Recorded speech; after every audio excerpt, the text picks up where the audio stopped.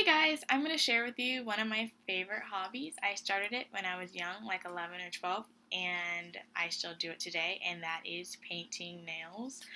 I found a lot of interest in enjoying it early, and then as I got older, it actually turned into like a really nice stress relief for me. So today I'm just going to show you guys how to paint your nails basically, and I understand that this may only appeal to some parts of the audience, but I hope you find this speech somewhat entertaining anyway. So I'm going to start by telling you guys the best way and technique to paint your nails, and then I'm going to give you a couple of tips on how to paint with your non-dominant hand. For me, it would be my left.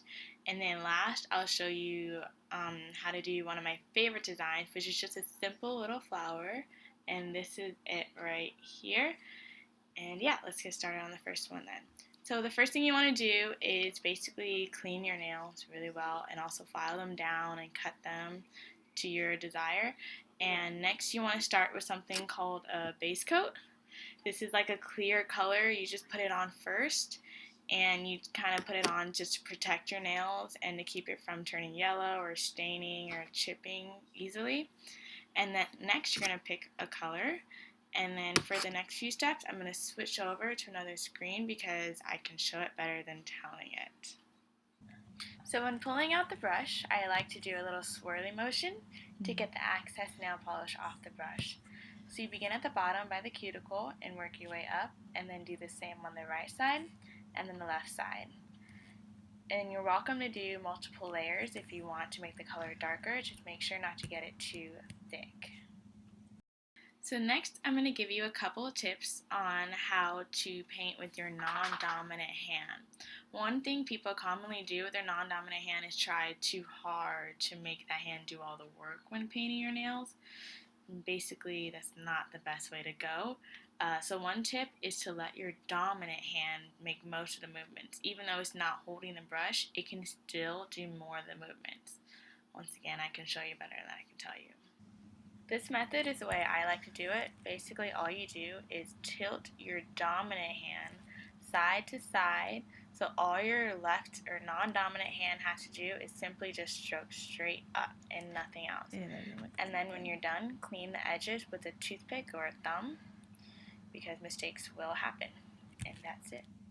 And this method I don't usually like to do, but I learned it from someone.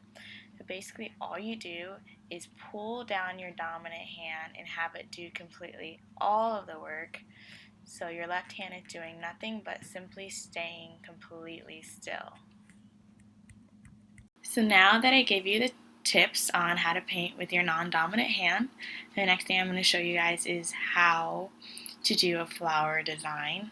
This is one of the first ones I learned. My sister actually taught me and I fell in love with it, and I used to actually do it with every single one of my designs for a pretty long time because it's just that simple to do once you get the hang of it, because practice makes perfect, right?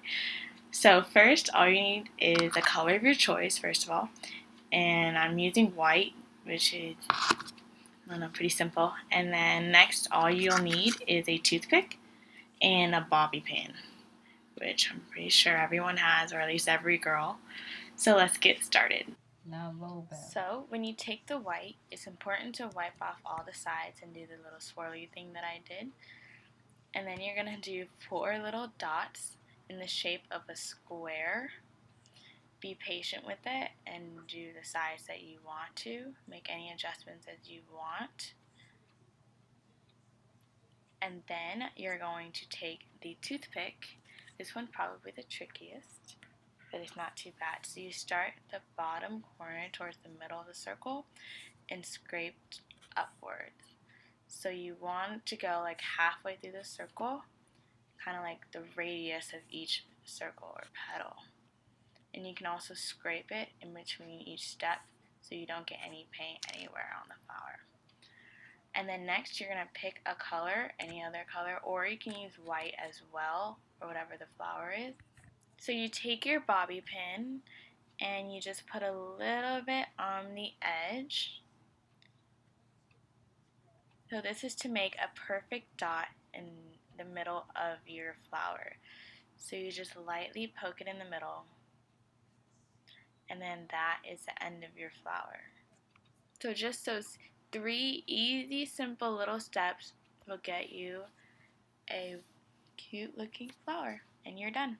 And that's it, we're done. It wasn't too bad, right? So just to go over everything, I taught us how to paint our nails and then how to paint with both hands, not too scary, and then how to do a simple little design like this one. Thank you guys so much for watching. I had a really fun time making this video, and I'll see you guys next time. Bye.